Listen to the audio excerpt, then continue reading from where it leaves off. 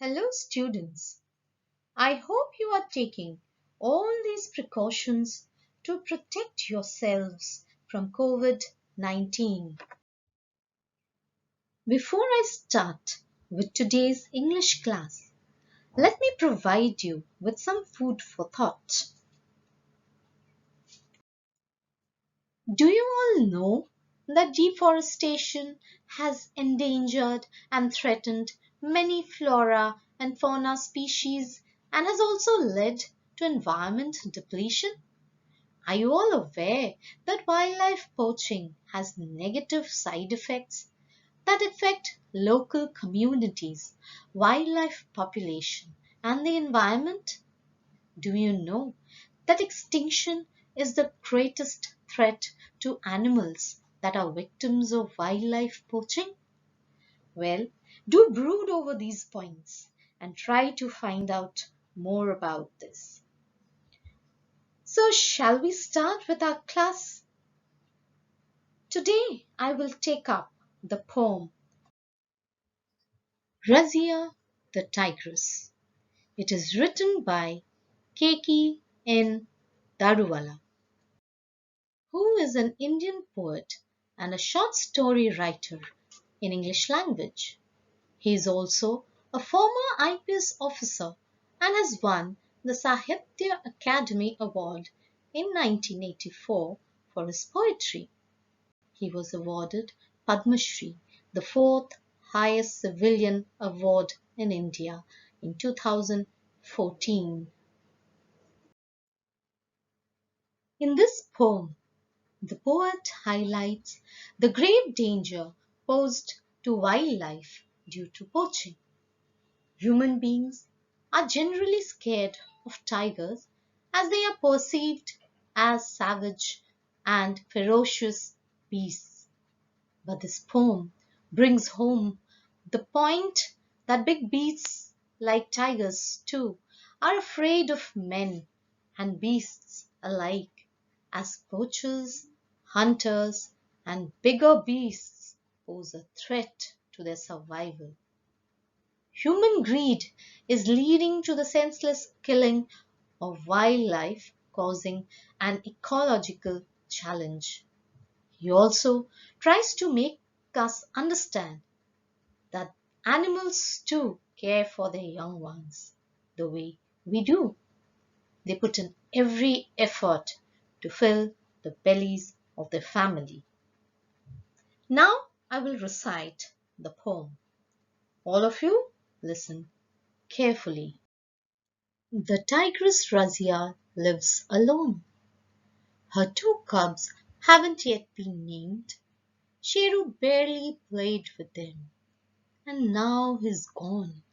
Oh, what a shame! Sheru was an expert on winds, knew how they traversed dale and hill, and where they put up for the night, when no leaf stirred and all was still. I'll now explain these lines. In these lines, the poet talks about a tigress named Razia who has two very young cubs to look after and take care of.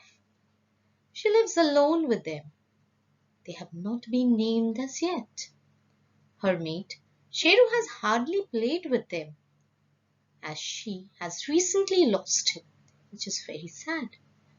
The poet also highlights the special ability of Sheru, who had an immense knowledge of the winds and their direction of blowing. He knew how the winds travelled across the valleys and mountains.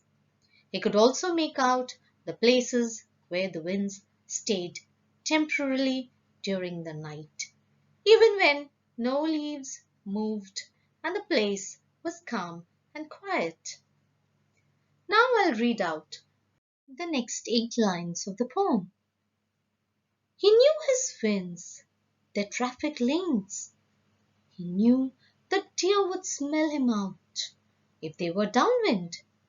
So he would belly crawl and crouch and take a long circular route, hiding behind bush and shrub Once he knew his scent won't carry, in a flash he would erupt. In these lines, the poet highlights that Sheru was very intelligent. He knew that the deer would easily pick up his scent from the winds and would avoid walking in the direction where Sheru was. To avoid such a situation, Sheru would crawl with his belly touching the ground and crouch down so that his scent would not be picked up by the wind. The poet also describes the tactics of Sheru while hunting for his prey. He would walk in circles, taking the cover of thick bushes and tall shrubs in the forest so that he wouldn't be visible and he would be able to attack the deer without them knowing his presence. Once he was sure that the deer had not picked up his scent, he would suddenly jump out of the bushes and attack them so fast that they would not even know who it was that had attacked them before they were mauled and killed. Now, I will read out the meanings of some difficult words. Traversed, traveled across. Dale, valley. Put up, stay temporarily. Stirred, moved. Still, calm and quiet. Downwind, in the direction in which the wind blows. Crouch, to put your body close to the ground by bending your legs under you. Shrub, a woody plant that is smaller than a tree. That's all for today.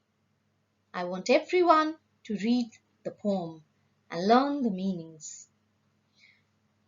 I'll continue with the poem in the next module. Till then, take care.